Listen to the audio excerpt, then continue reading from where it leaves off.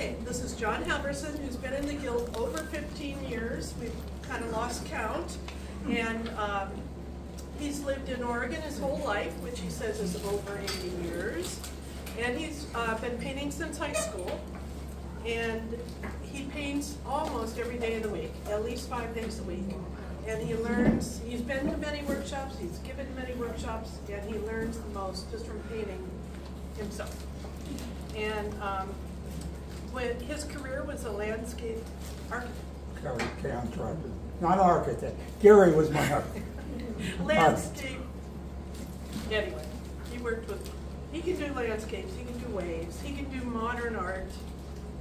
And he's going to share about waves today, and then hold your questions to the end of the wave section, and then you can ask questions, and then he's going to talk a little bit about how art trends have changed over the years. All right. Well, in order to start today to paint a wave, I took the time to paint a couple of pictures to start out with. First of all, this would take a couple of hours to get involved in this thing to start out with. So in order to speed up the process a little bit, the waves were started in here, and I used just a blue and white background, and I don't know that any of this is totally finished, but what we're going to do is work today on a few little lines in here so you kind of understand how the wave is made and where the shadows go and how the wave falls, okay? That's primarily what waves kind of move, and water moves all the time. So when you're working with an ocean scene, the ocean never sits still. There's always wind, there's always tides, and so the water is always constantly moving. So what you have to do as an artist is try and captivate that. You have to try and capture the way that water is moving. And these, of course, are a long way from finished stuff, but they were nice little starts to lay out. So, and I won't finish any of this stuff. I will bring it back into class eventually for a critique, because it's just too much time consuming to paint this stuff. But we're going to go through some things. So the first thing that I want to do with this thing is take a little bit. Now I'm going to block some of this, so you're going to have to, and what I'm doing is working in acrylic paints, okay?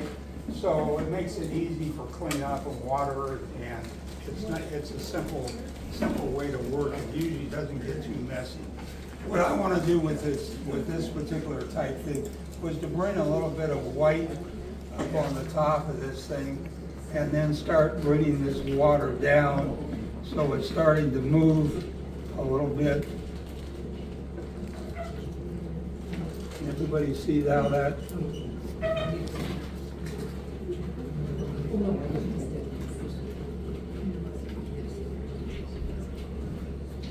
And I took the time to kind of put a shadow in there.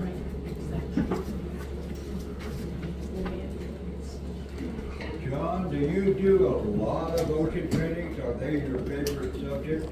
Oh, my favorite subject is abstract. It's not doing the ocean. I've changed my mode completely. I'd much rather paint contemporary and abstract than I would be doing this. However, I do enjoy, I get bored doing abstract and abstract work, so I like to move around a lot when I'm painting. John, is this the source material for this from a real ocean or in your head? Oh, I paint everything out of my head. There's nothing that I ever use for a source thing. I just paint. Whether that's good or bad, I don't have any idea. But you get an idea here that the water is falling and there is a shadow pattern in here. And I put that shadow pattern in here a little bit so we could speed this process up a little bit. Okay? And the same thing when I'm generally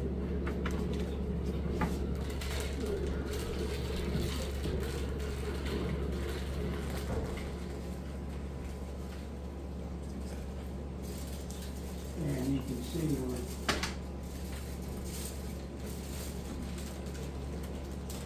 Now, when the water falls off the wave, it becomes lighter.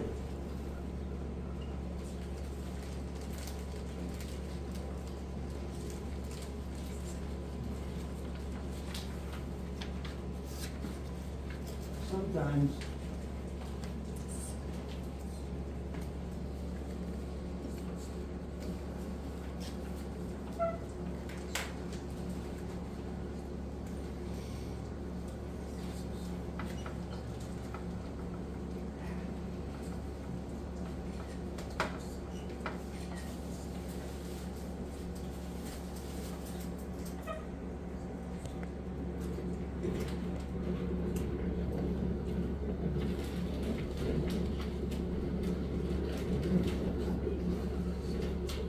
you can kind of get the idea that this wave kind of comes down. Be careful, and this is where you get too much paint.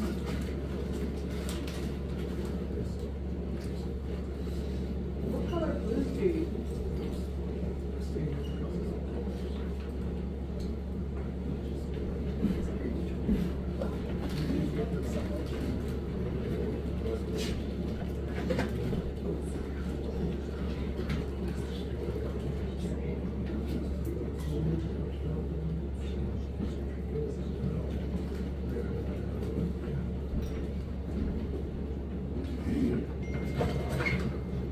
Sometimes with a little heavier movement in the paint, with the white will create a little bit of interest in the fall.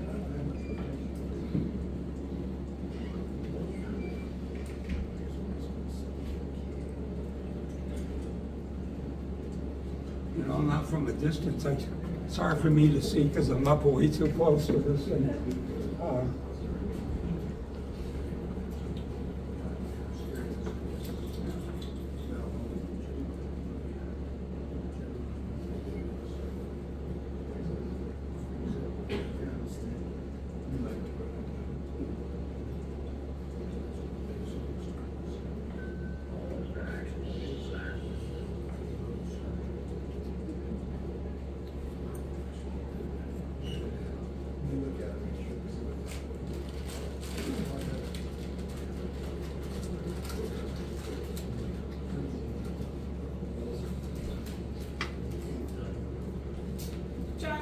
Please tell us what you're doing. We're all sitting here in terrible silence. When I first joined the guild, I didn't know what to expect. Some of us are amazing. Yeah. We're sitting here in terrible silence. Please tell us what you're doing. Well, what I'm just trying to do is just add a little bit of highlight. Well, maybe we should take comments or questions. Yeah. He's adding that shadow in the wave right now. Am I accurate on that, John? I'm just adding a little bit of shadow stuff. Do you want me to? So when this wave, this light is coming through, Okay. this wave is going to be shadowed down in here. And you're going to have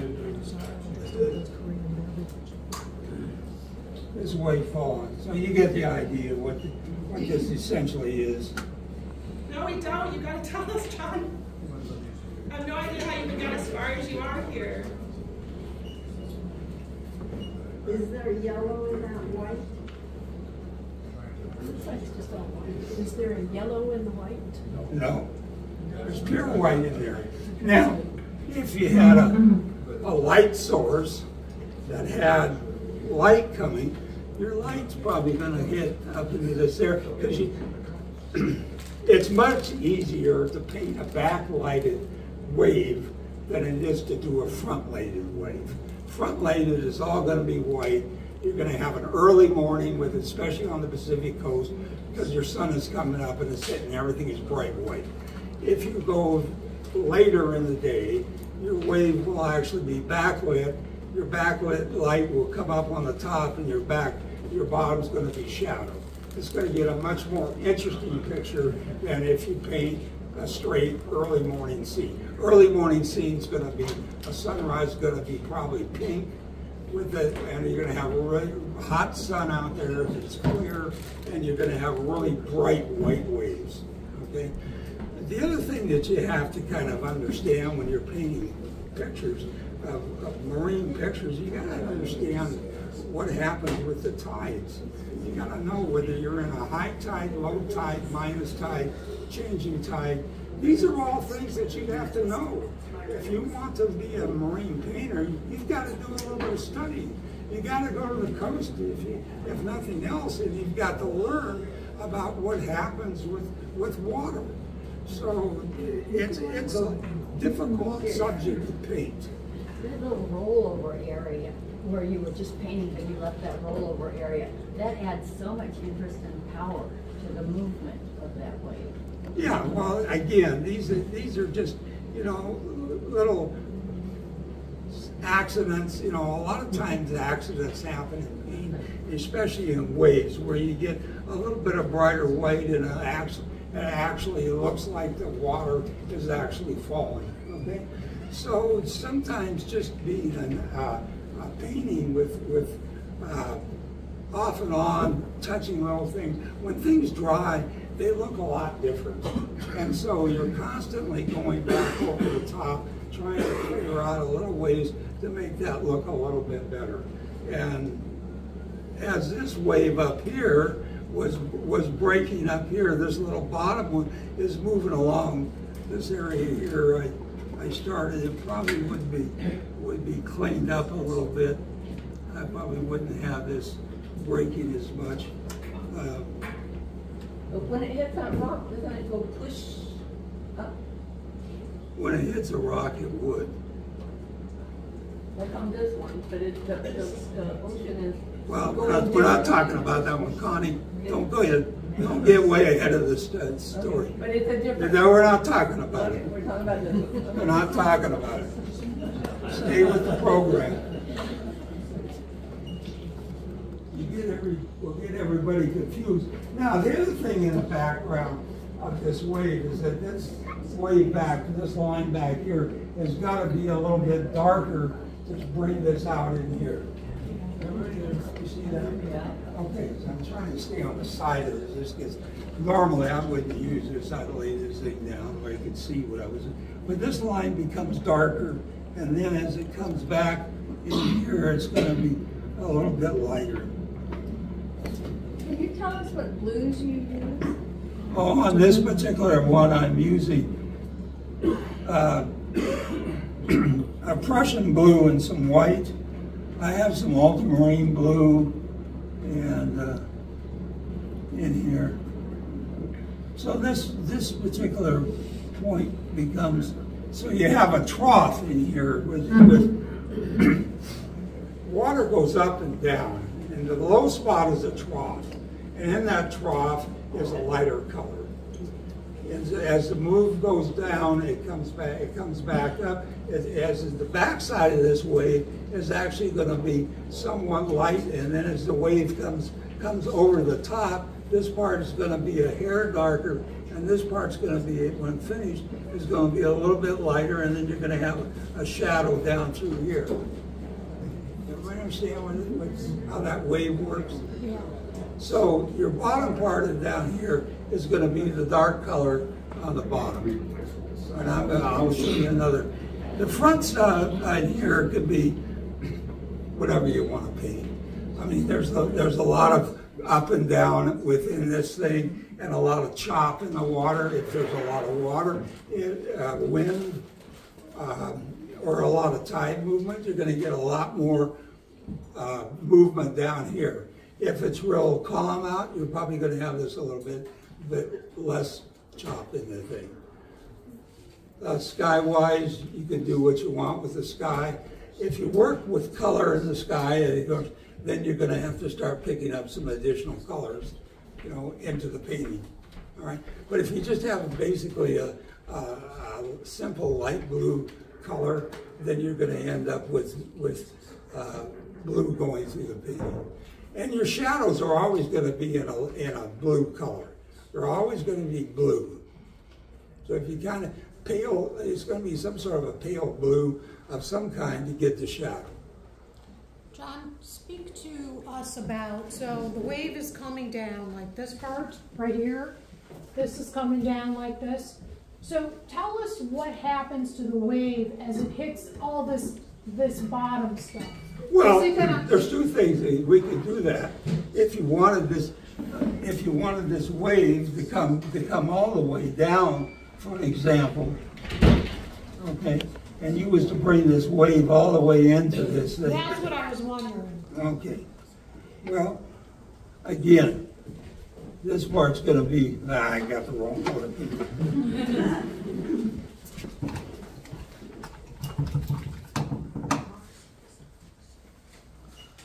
It's got a lot of movement.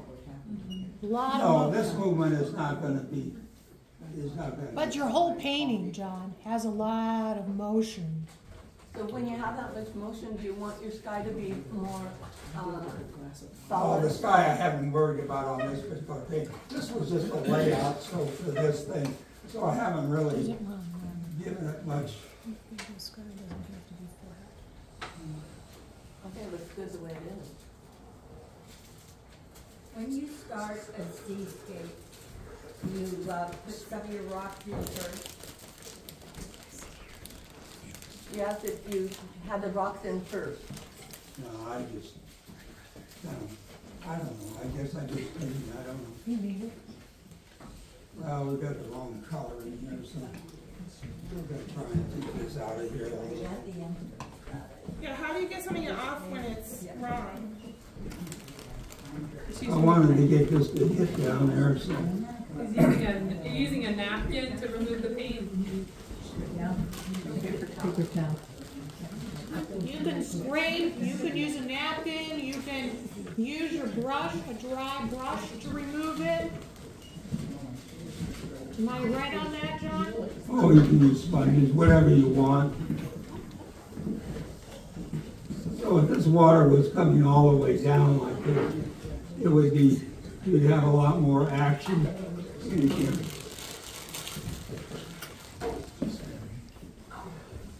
And you probably still have a little bit of the shadow down.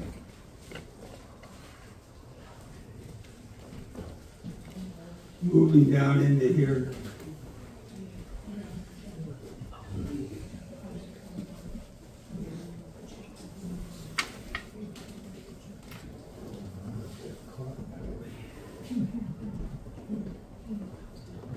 I don't really care, I just make this, because these colors get back over the top.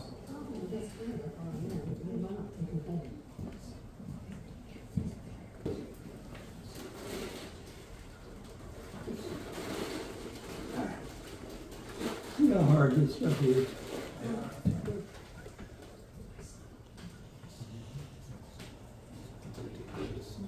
Make it look very forgiving.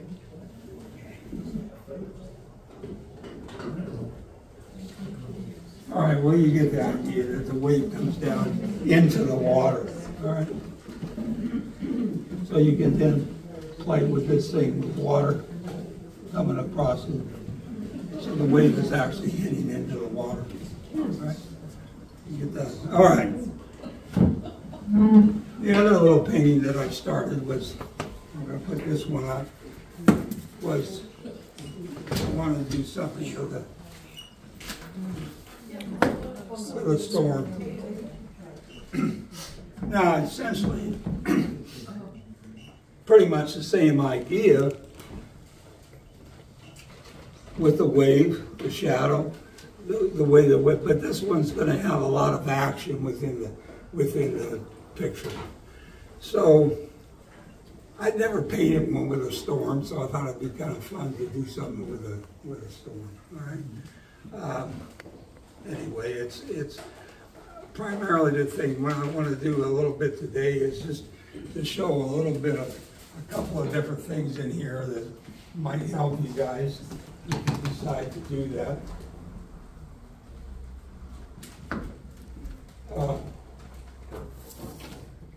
Let's see, we need a little bit of. I was working with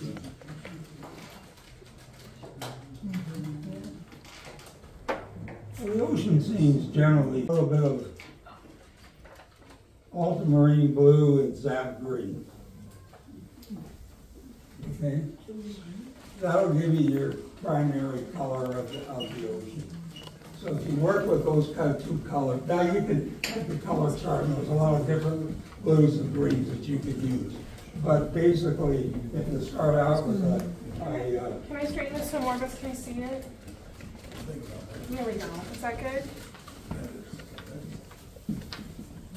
if you start with blue and green and a sap green and ultramarine blue, you're going to end up with pretty much the color of the Pacific Ocean. Now, you also can add a little bit of Payne's gray to that. That Payne's gray, because of our atmosphere, the Payne's gray grays it down a little bit, and that happens. Now, if it's a really, really bright day, you might find, you know, a little more blue in it than you would in the green, all right? And that's just typical of what a typical Pacific Coast thing would be. Bright days are going to give you a brighter blue. All right? Just remember that. We're basically off the Oregon coast, but we've got a lot of cloudy days. So our weather doesn't necessarily, 12 months out of the year, doesn't necessarily give us really bright blue skies or bright blue. And the sky reflects a lot of the water. Kind of keep that in mind. Whatever your sky is working is what your water's going to work. Right? And you can see from starting this little one, what I wanted to do was, you know, you got the basic idea there, was to try and get something that was a little bit, a wave that was kind of changing in here a little bit, and that was to bring up something that in the front of this thing that maybe had some waves that were coming down into here. So you get the idea that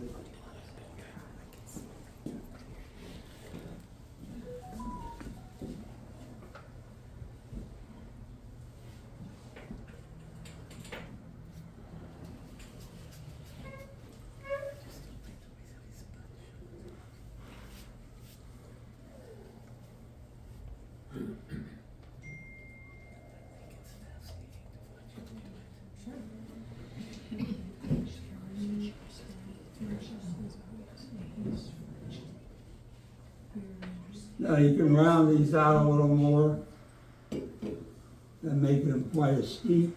However, in this storm, this water is going to be pretty choppy. And I don't really normally worry about too much color, because color changes a lot. But this is kind of just a little bit of a, when you go to finish it, I just lay these things out. So you have a little bit of chops.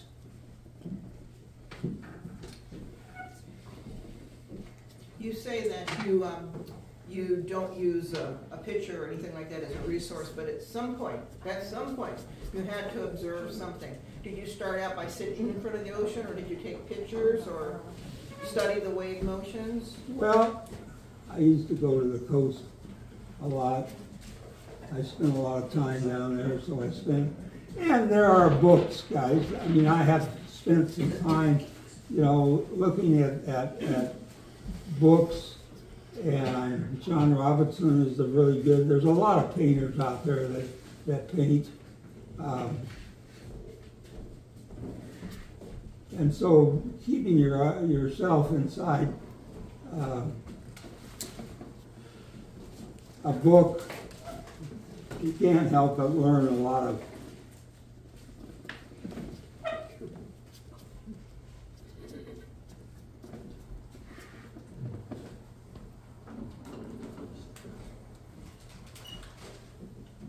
Well, John, do you ever look at a scene and not see a picture? I don't know. Jerry always asks the deep questions. I love it. Now you got me thinking. No, I always see a picture. Or I look for one. John, do you generally do your work in prose? I think he's all approached it. Well, anyway, you get the idea that there's something happening with a wave action coming in the front of this picture. So you have this rolling wave in here, and you have another wave that's water starting to move, coming down through the front of the picture. Whether or not I leave that or not, I don't know. So there was a question about oil. Have you always preferred? I started in oils, okay, and there's nothing wrong with oils. If you like oils, you want to do slow drawing paint, that's great. I don't have time for it, try me. Really, I have to paint with acrylics. I've got to go fast, I got to do, now, I go over and over and over, I do a lot of glazing because of it. I mean, I just have to paint with acrylics. If you're a good oil painter, fine. There's lots of mediums. Gary loves, doing a little bit of acrylic. He really prefers pastels. A lot of us like acrylics. Some of us like oils. So I think it's just a pattern of choice and what you kind of like to work with.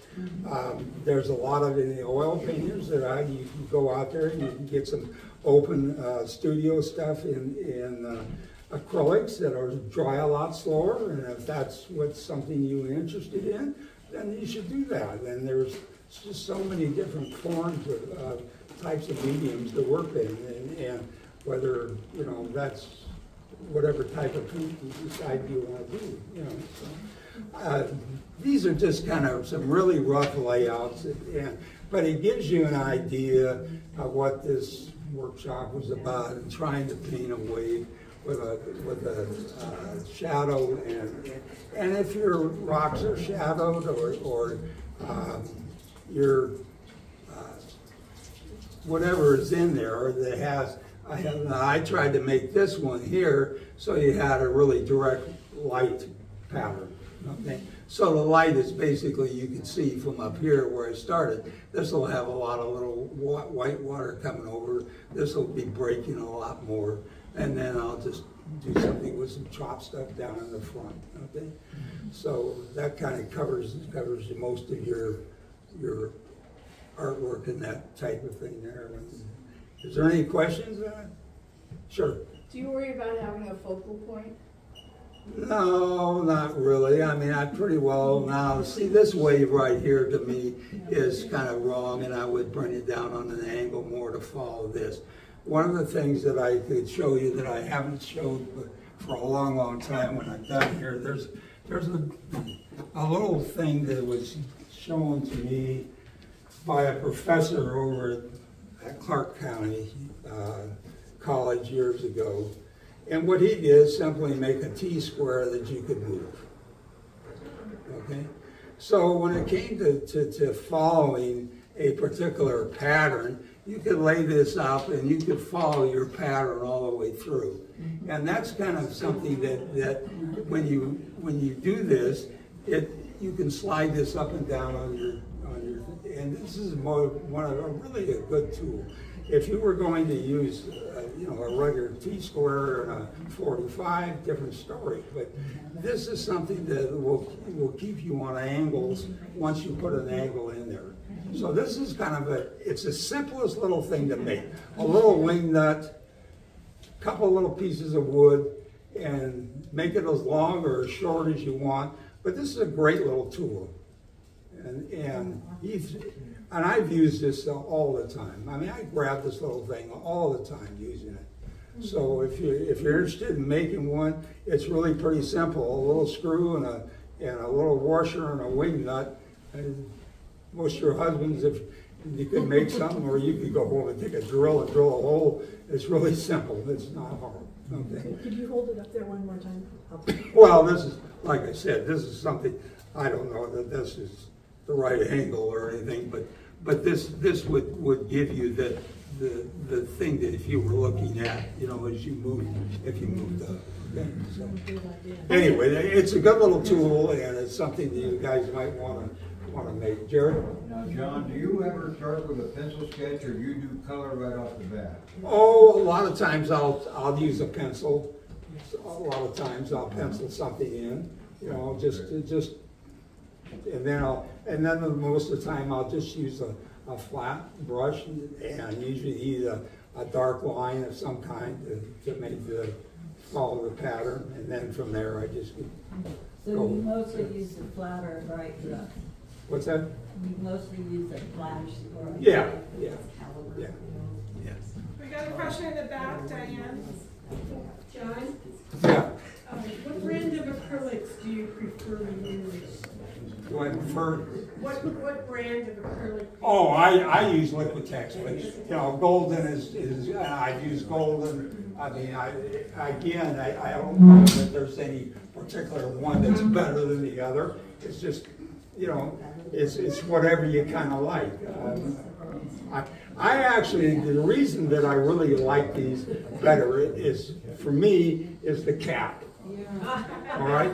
I don't like the little tiny cap that's on the Golden. My hands just don't, where this is bigger, and I usually will buy bigger ones so I have bigger caps.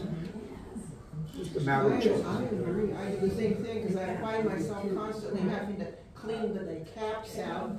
And the bigger the cap, the easier it is to clean them. So you don't end up with, bumpers.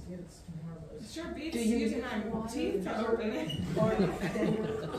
No, I never use an extender, or I just use water. If I'm gonna thin the acrylic down a little bit, or I always just use a little bit of water. I don't use extenders or any of that kind of stuff. I mean, you certainly could do that, and I have played with that stuff.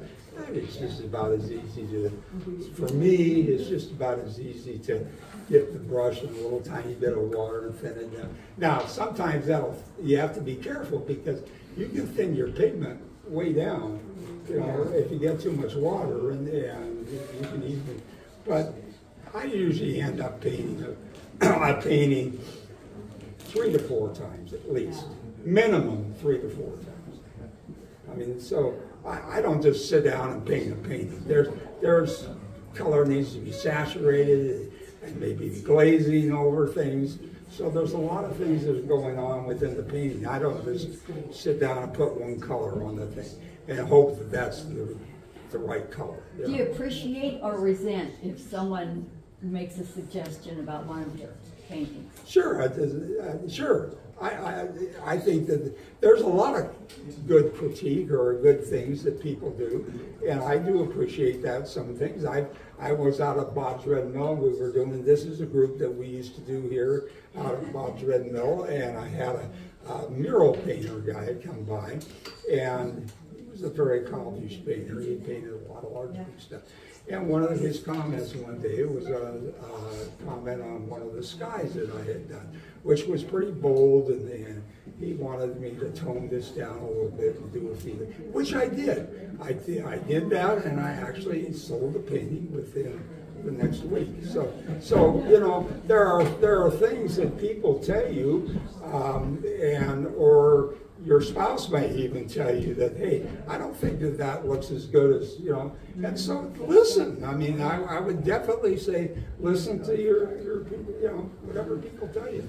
So sometimes they're right, sometimes they're wrong, okay? All right, well, let's move on because I don't want to get this thing over with here. Okay, the next thing that I kind of want to talk about is that these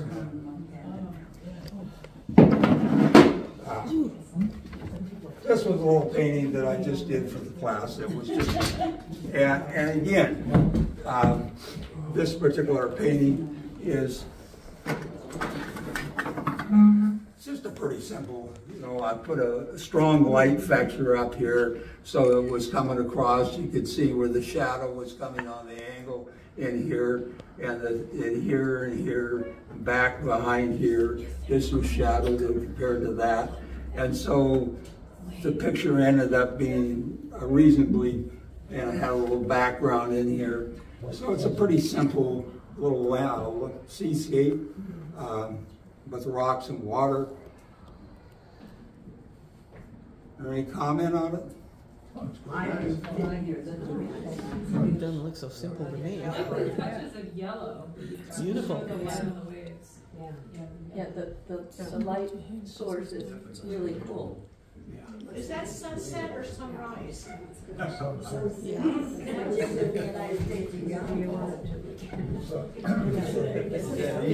there a way to show a difference? Depends on where it is.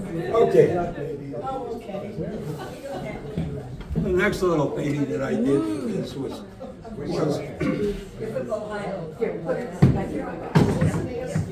and this I wanted to show a close-up of a wave, so you guys could understand where water is falling, your shadow down in here again, your water coming off of this, lighter in the thing, there's light coming through, and this again basically was darker. As it got out away from the wave, it would lighten. But if you went back to the original picture here, you would see, you can't see that, but that's right here. Okay? So this is a close-up of what would happen in that particular picture. So you understood how this water was coming off here. You know, I've never thought of that as shadow. Density, yes. Movement, yes. But I've never thought of it as shadow. That's brilliant. Yeah, well, that's a whole different way of making water come alive. Okay. So that's, you know, this could have been any color back here. I just threw some stuff, tried to get something with a little bit of movement in there that was shadowed. So you understood how this water was coming. Okay. Any questions? Okay. Where's the surfer? Yeah, sure. There you go. All right. The next little painting. This little painting is in a contemporary form. Rather than having something that's real constantly, it gives you the idea of feel of a real painting, but the painting itself has got some bright greens, some purples, and some blues, the pinks, and so who looks at this kind of work as opposed to a realism type thing? Well, generally speaking, somebody a little bit younger. Now, it doesn't mean that you know, people a little older don't like this kind of work, but generally speaking, the younger generation is going to go for more color. Okay? So I've been fortunate enough to be able to paint this type of style. In other words, not necessarily the ocean, but the road might be red, the sky might be orange, or for an example, the tree might be pink. So we're doing bright colors. This is kind of subdued, but it still gives you the idea of how the water comes in, how the water breaks, and what here's with the shadow, and again with water coming down on the rocks. So again, it's a very simple picture. It's not real complicated. It gives you a lot of distance in this thing here, but it's kind of off the Washington coast, where I kind of took that idea from with a little more distance in the thing. And I think the painting turned out fine. It's a good little painting, and somebody will like it one of these days, hopefully. So the next little painting that I did that completely different is something that. So now we did an entirely different type of painting. This uses the same thing. So here we used a wave coming through. We used some rocks. We used a sun with some sunsets, some beaches, some tidal pool type thing, some tree structures, a little fire. So we changed a little cloud stuff up here. So we changed the whole idea by pushing the envelope a little bit to something a little bit different. Okay?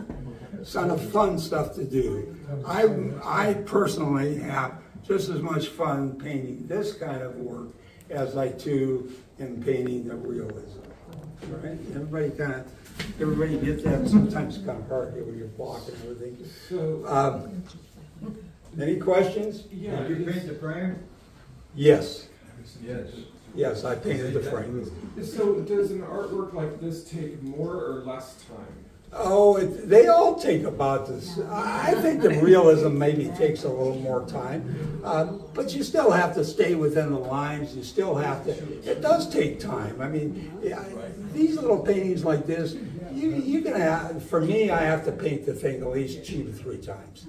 You know, to go over to saturate the colors or change it. So, yeah, it's just a different type of thing. Did you see that, Sarah? I really, really like it a lot. So do I. John, do you put a finishing coat on any of your paintings? You know, on these kind of paintings, I would probably spray them. All right. If I use a mat, which I do a lot of times, I'll use a mat around it. So if I use, say for an 16 by 20, it'll be 20 by 24, okay, with a mat. Or if it's 9 by 12 or 12 by 16, it'll be 16 by 20 with a mat. All right. I like mats sometimes and the glass, even though it's an acrylic painting. All right. It's just my own purpose. And sometimes, if I want to make the picture bigger, if I use a small, I use a mat.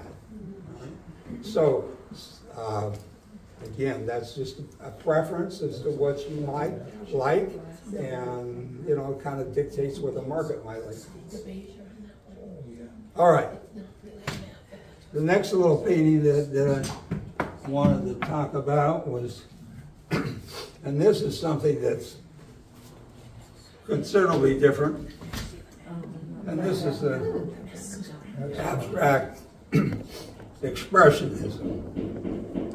Since I didn't have a real true abstract, I had one sitting around that was an abstract expression. And this is just a wave action, what it is. So whether you like this type of art or you don't, there's a certain amount of people out there that like abstract expressionism, and it's kind of fun to do.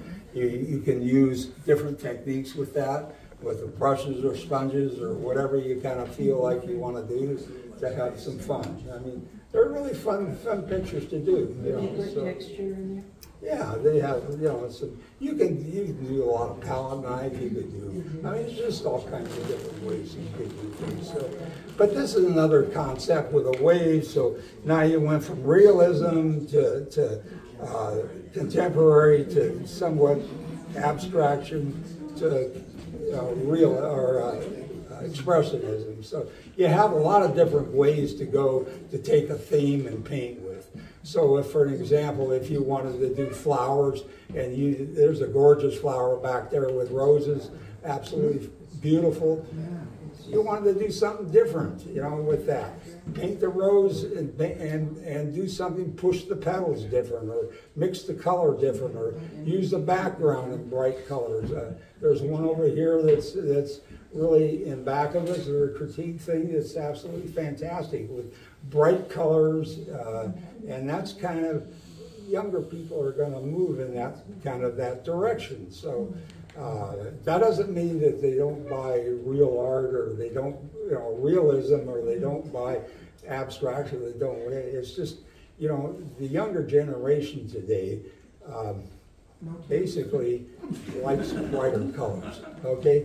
That's middle finger. Well, you know, being up in the 80s, I have a tendency to have started with realism, and I like doing realism. Obviously, I bought a lot of realism in here. I bought a lot of abstract stuff in here, and the reason being is that for me, I like to push the envelope and change things around a little bit. You know, yeah, I get bored doing the same thing over and over again.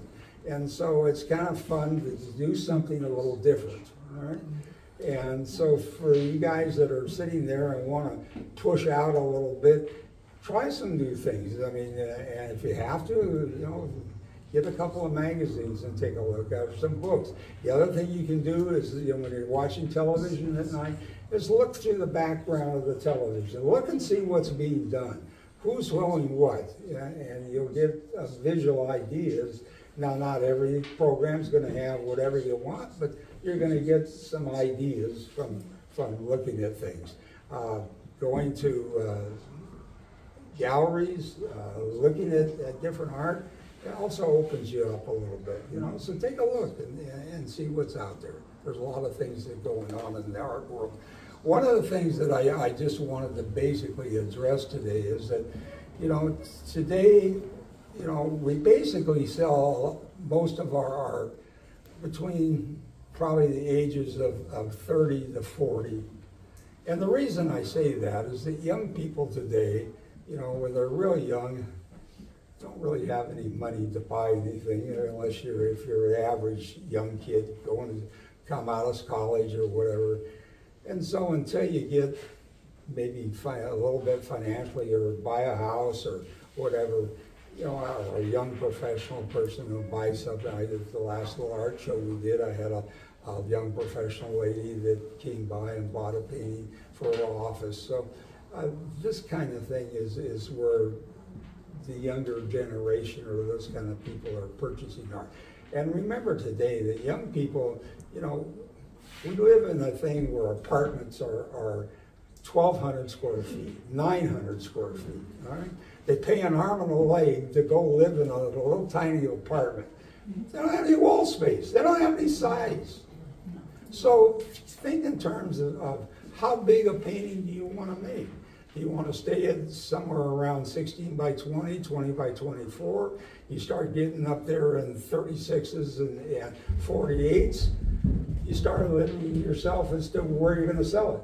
Yeah, I've had a lot of people in the last few years ask for smaller and smaller paintings. Yeah, well, again, but I don't have room for that. You'd be surprised how many little 8 by 10s or that kind of stuff that you'll actually sell.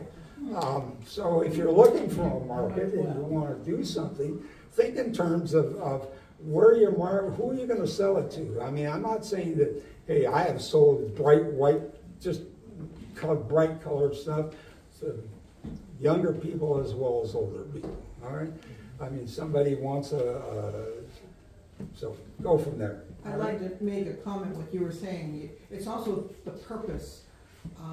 Thomas Moran, way back when, went with the expedition to Yellowstone, and it was through his sketches and drawings he came back, and he was charged with recreating what he saw for the sole purpose of the government to turn that into a saved natural resource, like a national park. And he put together wall size, huge wall size. He did 3 of them in particular. A few years ago, the 3 of them got back together in Seattle. They'd all been separated in different museums. But that wall art was breathtaking. And it had a purpose behind it, and that was to achieve the status of the national park system back there. Sure. So it was just, and it was, I don't know where you put that other than the museum, and they were just astronomical. Yeah, there's, like I said, there's all kinds of, but in the general speaking, size-wise, you know, for the average person, we go to an art show and we want to sell something. My thing is that if you're somewhere around 16 by 20 to 20 by 24, or down, you're probably going to have a better chance of making a sale because of where the people are living today. They can't, so many people, houses have gone up in prices, guys. I mean, you know, some of us are very fortunate that we were able to buy houses at a reasonable price when we were younger. But young people coming out today, you're looking at $500,000 just for an average house. So anyway, go ahead. I just want to thank you as someone in my very early 40s who's been an artist for about 10 years. Most of my clients tend to be 30s, 40s, and 50s. And so many times just in existence, when somebody who's 80 or older has maligned my age group as bringing no merit and no money and doesn't do anything. And so recognizing that we are consumers of art is appreciated right now. Thank you so much. Thank you, really. Thank you. Thank you, John. That was fantastic. All right.